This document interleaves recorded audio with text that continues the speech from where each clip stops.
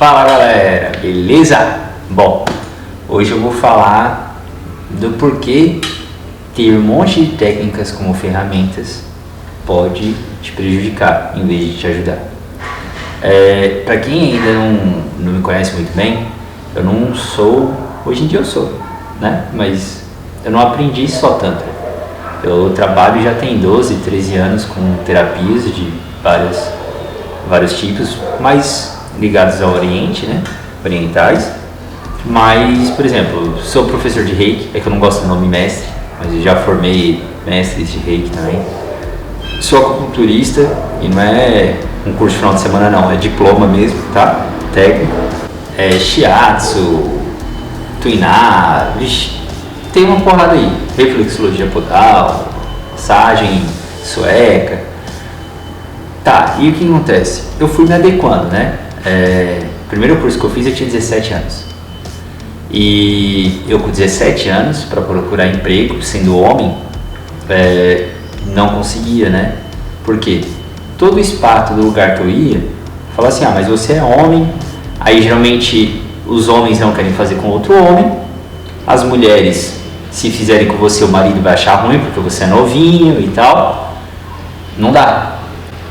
E eu falei, caramba, né? Mas tipo, se eu trabalho sério, se eu sou terapeuta, qual é o problema? Né? Digo, tá, vou me adequar. Então, vou aprender acupuntura, né? Não, primeiro foi Sentai, que é como se fosse uma quiropraxia, só que japonesa. Porque daí não tem deslizamento com óleo, não tem nada disso. Mas daí eu tenho medo, né, de machucar, coisa assim. Tá, então vamos para acupuntura, que daí eu vou enfiar a agulha, e aí, né, não tem toque, não tem deslizamento e tal. Mas eu tenho medo de agulha. Então vamos pro Reiki, porque daí o Reiki eu vou impor mãos, ou pelo sopro, pelo olhar. Mas daí minha religião não permite. Então volta, né, pro Shiatsu, volta. Então assim, eu fui criando um leque de opções para eu poder tratar a pessoa de qualquer forma, de acordo com os obstáculos que ela tinha, eu usava uma técnica adequada. Só que a questão presta bem atenção, eu fui aprendendo técnicas para poder me adequar às pessoas, né, aos meus clientes.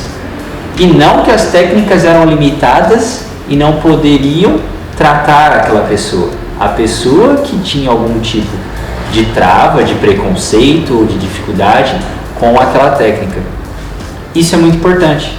Por quê? Eu comecei a aprender muitas técnicas que todas poderiam ser usadas em várias situações parecidas. Uma ou outra tinha algum caso específico que você poderia usar para tal coisa que a outra não. Mas a maioria, de forma geral, pode ser usada em várias situações muito parecidas, às vezes tratando de formas diferentes, né? Então, uma às vezes vai tratar mais o efeito do que a causa, a outra vai focar mais na causa, outras podem atuar nos dois. Mas o que acontece? Com o tempo, eu fui meio que misturando tudo. Eu ia atender, aí eu fazia acupuntura, enquanto a casa agulha eu já ia aplicando Reiki, e aí se desse tempo eu já fazia Shiatsu e coisa assim. Mas o problema disso é que eu fui ficando cada vez mais na superfície de tudo, porque eu tinha resultado, né? Então, tá dando resultado, tá bom, né? É isso que as pessoas estão procurando, elas estão vindo aqui para ter resultado. Só que quando não tinha resultado, aí eu não lembrava mais, eu tinha que voltar a estudar. E, por exemplo, acupuntura, né? Falar que uma pessoa fez a acupuntura errado é meio complicado, porque existem muitas formas de raciocínio. Você pode tratar só o efeito, né? Só o que está ali na superfície, do que está causando, tipo uma dor. Você pode focar em tratar o que está causando isso. Você pode focar nos dois. E para cada uma dessas escolhas, existe aí estratégias diferentes do uso dos pontos, de acordo com o padrão que você vai fechar, né, que a pessoa está. Recursos complementares como moxa, ventosa, kabane, guachá, entendeu? Então, para uma pessoa falar, o outro fez a acupuntura errado, é complicado porque teria que entender a estratégia da outra pessoa. É mais fácil a pessoa errar, né, no fechamento do padrão da pessoa do que realmente no tratamento em si. Porque às vezes a pessoa está começando pelo efeito, porque é o que está mais gritante, né, para depois ir para a causa. Mas voltando, por que eu estou falando tudo isso? Chegou uma hora que eu estava no arroz com feijão, né, no basicão. Então eu, em vez de progredir, de cada vez me aprofundar mais em cada técnica e ficar melhor, eu estava ficando num nível iniciante. Porque quem está começando tem uma sede, né, de buscar conhecimento. Então lê demais, estuda pra caramba, testa, quer usar cachorro, papagaio, a vizinha de cobaia de graça. E aí vai ganhando conhecimento, né? Vai se aprofundando, vai vendo o que funciona, o que não funciona. E aí é complicado. Eu antes fazia parte de um grupo que estudava desenvolvimento consciencial, paranormalidade e tal. Durante 10 anos eu participei desse grupo. E uma vez lá eu estava atendendo com acupuntura, né? Com massagem. Tipo, geralmente as pessoas que tinham coisas mais ligadas a dores físicas. E o que acontece? Acabou minha agulha. Tinha uma pessoa que eu não tinha como fazer shiatsu, porque eu não tinha nem local para trabalhar, né, nos meridianos, né, nos canais, nem a pessoa pela questão dela, pela dor que era no tornozelo e era agudo, não era indicado eu ir ali tocar naquele momento. E eu falei, e agora? O que eu faço? Posso aplicar reiki, mas nesse grupo não era recomendado o uso do reiki.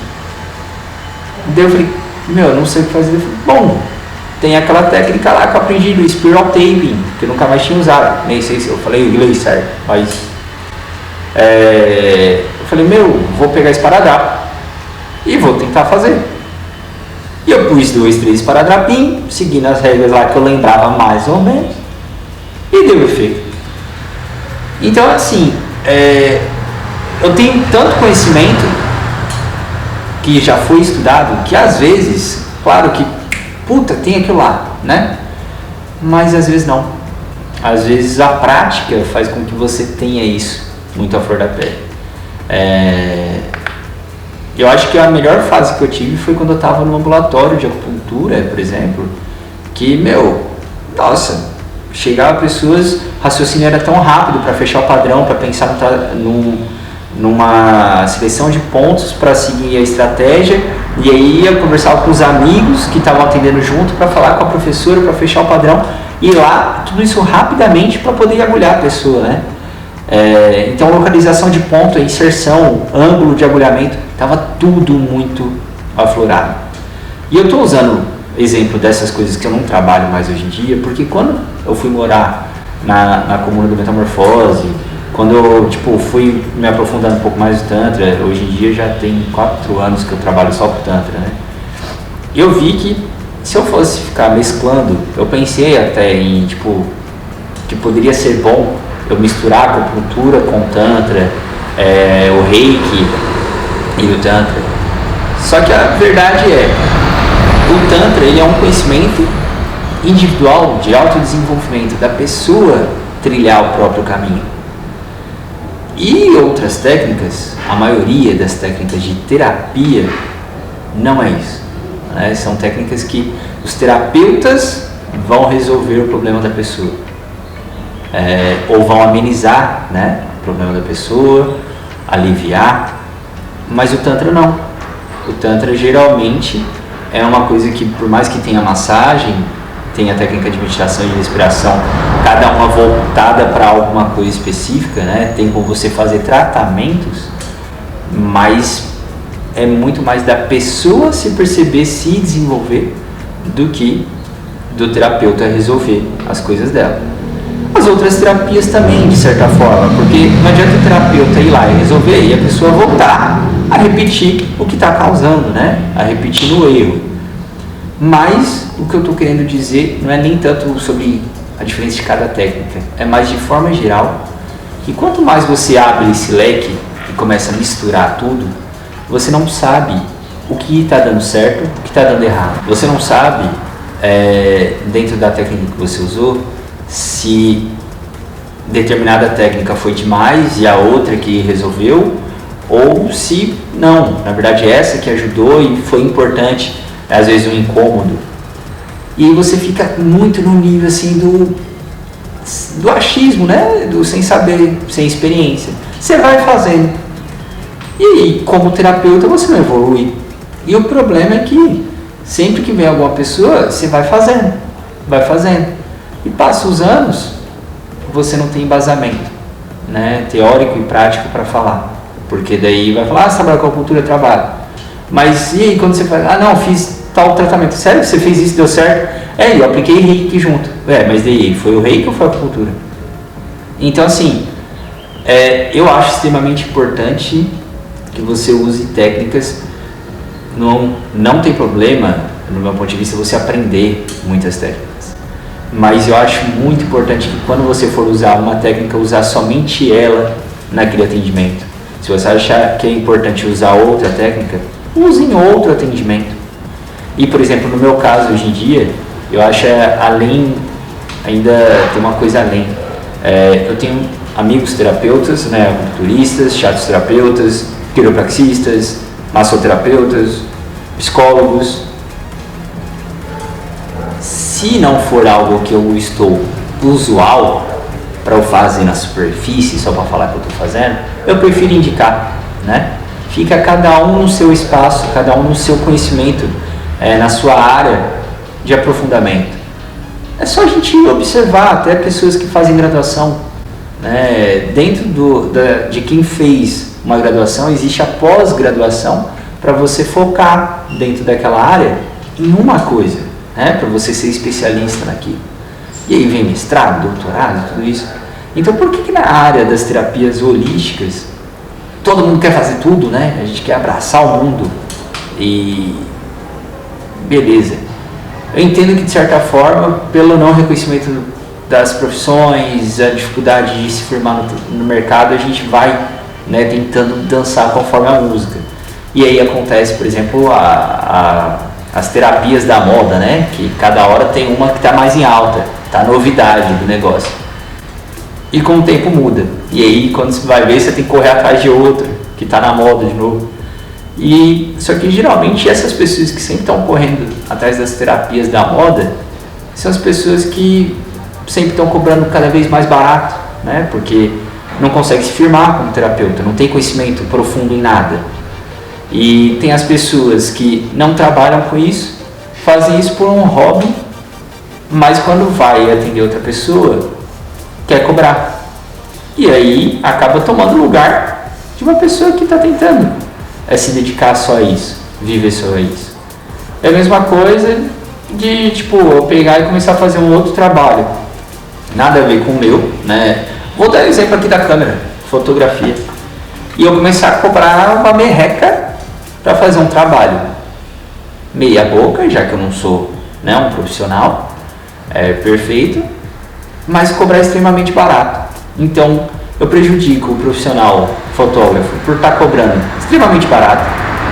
Eu mesmo estou trabalhando sem ter lucro, né? Assim, tipo, sem visar lucro, então eu não estou dando valor ao meu tempo. Meu trabalho não está sendo bom. Então às vezes é melhor ou você cobrar realmente o que teria que ser cobrado, um valor justo, mais alto, porque daí você vai estar se colocando como profissional, você vai se obrigar, pelo menos no meu caso, eu penso assim, a ter que entregar um trabalho melhor, com uma qualidade maior. Então você vai ter que se dedicar e isso, entender que, bom, agora eu estou trabalhando com isso também, né? Já que você está querendo fazer isso, ou então faça de graça, né? Porque daí de graça qualquer coisa tá bom e você deixa muito claro, eu não sou um profissional. E aí você não prejudica quem está na área, né? Mas eu acho que é isso, gente. Essa dica é mais para quem é terapeuta, está pensando em se tornar terapeuta, e aí fica, nossa, eu queria aprender isso, eu queria aprender aquilo, eu queria... Aprende, mas vai testando tudo, uma coisa de cada vez, sabe? Porque daí às vezes você vai ver alguma coisa que mexe mais com você, e você fala, mas isso aqui me encanta. E aí você se aprofunda naquilo, porque conhecimento, aprendizado não tem fim. Quanto mais você mergulhar, mais você vai aprender vai experienciar, né? Bom, gente, era isso. Espero que vocês tenham gostado. Se gostou, deixe seu like aí, se inscreva no canal, clique no sininho, compartilhe com os amigos e até o próximo.